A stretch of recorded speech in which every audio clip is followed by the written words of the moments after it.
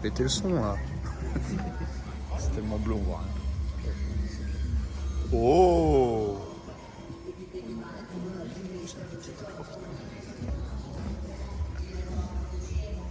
Attention, ils vont démarrer l'automobile.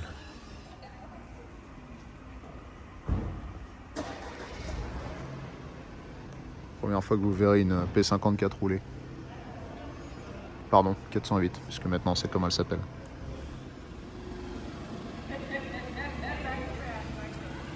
Ah, celle-là, elle avait pas de batterie à démarrer le moteur.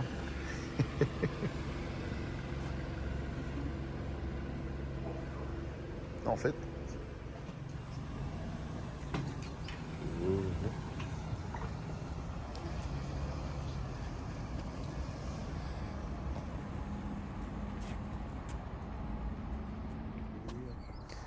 Bonjour et bienvenue sur Movie Car Central. Aujourd'hui, on est chez Peugeot, chez Stellantis, à l'ADN de Vélizy, le centre de style et de design de la marque, pour découvrir le projet que tout le monde appelait P54 jusqu'à encore quelques heures. Et on la découvre, la nouvelle 408. Il y a beaucoup de choses à dire, suivez-moi. Alors déjà, on va vous montrer l'avant de la voiture avant de nous faire découvrir le reste, parce que c'est peut-être là que vous allez le plus reconnaître une Peugeot. On a une face avant qui s'apparente aux autres véhicules de la gamme, la 3008, la 308, dernière génération, avec des différences néanmoins. On a cette nouvelle calandre peinte couleur carrosserie, avec ces petits motifs qui sont plus ou moins épais en fonction de la position qu'ils ont, donc ça fait vraiment une espèce de grille vivante, c'est assez sympathique. Ils ont dit qu'ils allaient reprendre ça sur le reste de la gamme au fur et à mesure du lancement des restylages, des reliftings, etc. Des phares qui sont toujours très très fins sur cette version haut de gamme avec la matrice LED pour donner cet air acéré félin. Et je vois qu'on commence à arriver sur le côté de la voiture et c'est là que la plus grosse surprise va intervenir. Que dire ? Sur toutes les photos qu'ils nous ont montrées pendant la présentation, on avait l'impression que c'était un SUV, même s'ils nous ont bien dit que ce n'est pas un SUV, c'est le renouveau de la berline tricorps, mais en mode fastback pour pas que ce soit vraiment un tricorps avec un coffre séparé, comme on a pu voir sur notamment la 408 qui existait en Chine auparavant, qui était une 308 avec un coffre. 308 sac à dos comme on l'appelle dans le métier. Là, on est vraiment sur une nouvelle forme, un nouveau style de modèle qui n'existait pas chez Peugeot avant et qui, d'après eux, n'existe pas vraiment chez la concurrence non plus. On a une voiture qui fait 1,48 m de haut, donc on n'est pas du tout sur un SUV, on est vraiment sur une voiture rehaussée, une berline rehaussée, avec pour principal intérêt d'avoir un poste de conduite qui, lui, n'est pas celui d'un SUV. Et évidemment, la voiture hurle, je ne sais pas pourquoi. Ah, ça y est, elle a fini de râler.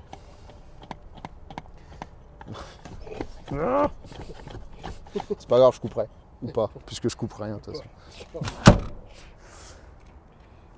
Avec à l'intérieur, comme ça on va vite se débarrasser de l'avant, une position de conduite très typée berline, pas du tout SUV, donc vraiment une approche différente de ce qui se fait ailleurs, et même de ce qui se faisait chez Peugeot jusque-là, avec le tableau de bord qui est connu puisque c'est le même que celui de la 308. Alors, ils nous ont expliqué que c'était pas juste par manque d'inspiration ou d'ambition, que c'était ce tableau de bord a été créé en même temps que la 408, qui elle-même était créée en même temps que la 308 nouvelle génération, sauf que la 308 est sortie avant, mais ils avaient demandé aux designers de développer un tableau de bord vraiment spécifique pour la 408 très haut de gamme. Ils ont décidé, en voyant le résultat exceptionnel, de le réutiliser sur la 308. Donc voilà, la poule avant les œufs, comme on dit chez nous. Qui était là l'un avant l'autre, là apparemment c'était la 408. Mais donc même tableau de bord, donc on est dans un terrain connu avec le iCockpit 3D, voilà, on reviendra un peu dessus tout à l'heure. Ce qui peut marquer vraiment une grosse différence par rapport au reste de la production et ce qui moi m'a tout de suite interpellé, c'est la largeur de la porte arrière. Je ne sais pas si vous vous rendez compte, la porte arrière fait plus ou moins la même longueur que la porte avant, à peu de choses près. Et ça, je crois que ça n'existe nulle part. Donc le grand intérêt de cette voiture qui fait quand même 4,69 m, donc elle est très longue, c'est d'avoir des places arrière gigantesques même si le conducteur avant est très reculé comme c'est le cas là, on a encore beaucoup de place. Et si je me mets derrière quelqu'un d'une taille plus normale, on a une place gigantesque, d'autant qu'ils ont poursuivi le toit de manière assez plate jusqu'à derrière la tête des passagers arrière, et c'est que à partir des passagers arrière que le toit descend en fastback. Donc on n'a pas ce problème de beaucoup d'autres SUV coupés, même si celui-là n'en est pas un, d'avoir justement un manque de place au niveau de la tête à l'arrière. Là, on est très bien assis, ce qui me fait dire que ce modèle va sûrement beaucoup plaire aux taxis, Uber et autres VTC. Je pense qu'on va en voir beaucoup dans les rues, utilisés aussi professionnellement. Je vais ressortir par là.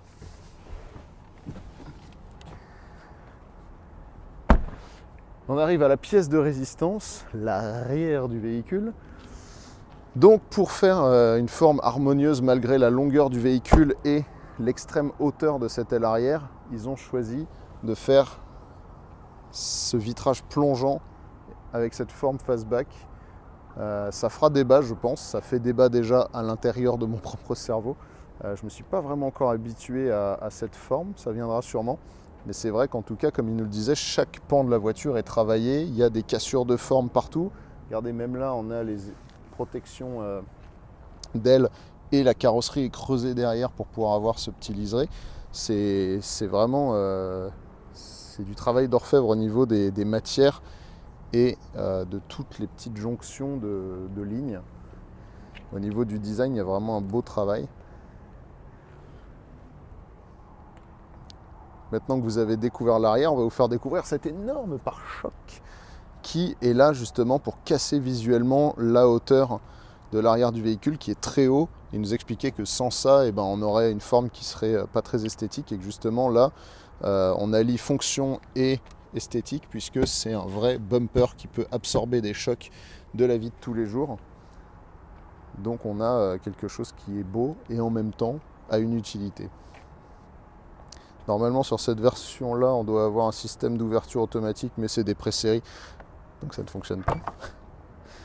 Mais on va découvrir le coffre ensemble, qui est d'une capacité qui atteint aux alentours des 500 litres, ce qui fait que ça se place au-dessus de 308 et quasiment aussi bien que 3008. Faut penser que cette voiture va vraiment s'adresser à une nouvelle clientèle pour Peugeot, mais aussi probablement à une clientèle qui a eu un voire plusieurs 3008 depuis son lancement et a peut-être envie de revenir sur quelque chose d'un peu moins haut mais sans perte de volume. Et cette voiture, c'est un peu la réponse à toutes ces questions-là, parce qu'on gagne en hauteur, enfin on est plus bas, mais on perd quasiment aucune des qualités des véhicules qui étaient plus hauts. Regardez, là j'ai justement mes mains. Qu'est-ce qu'il y a? Attends, je faisais ça. Bon. Bâtard, il faut en parler. Je sais que tu veux que j'en parle. Là, tant que j'ai les mains dessus, je vous parle de la queue de canard, qui donc est là pour améliorer la traînée, donc avoir un meilleur aérodynamisme, une meilleure consommation, mais également améliorer l'appui aérodynamique. Ça aide beaucoup en freinage en virage à vitesse élevée. Voilà, ils ont fait les tests sans, ça marchait beaucoup moins bien. Avec, on a une voiture plus stable. Tant qu'on est sur la partie arrière, on voit qu'on a quelque chose qui rappelle un peu la 508 avec ce bandeau noir qui fait toute la longueur entre les feux qu'on avait perdu sur la 308 et qui revient sur 408. On a ici une immense vitre arrière qui fait penser franchement à la vitre arrière de la 508, en fastback, toujours une grande lunette arrière. Et ici on a un travail de forme qui rappelle un peu peut-être des parties de l'armure d'Iron Man, très travaillé ici. Pareil, on allie forme et fonction, ça cache le système très évolué de charnière électronique de cet immense haillon arrière, mais en même temps ça permet une meilleure aérodynamisme, tout en ayant justement une forme un peu inédite sur un arrière comme ça qu'on n'avait pas vu auparavant. On va terminer ici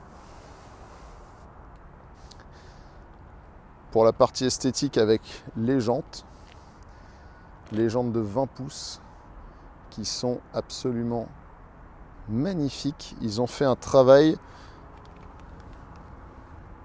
avec des formes qui allient justement la roue ronde par nature avec des lignes droites qui la coupent de part en part et qui fait qu'on se demande pendant quelques secondes la première fois qu'on la voit en se disant mais attends, comment ça fonctionne? Mais si, ça reste bien une roue ronde, ne vous inquiétez pas, la voiture roulera correctement. C'est juste qu'ils ont fait un travail vraiment incroyable sur les formes et le design de cette roue de 20 pouces qui peut équiper les versions haut de gamme.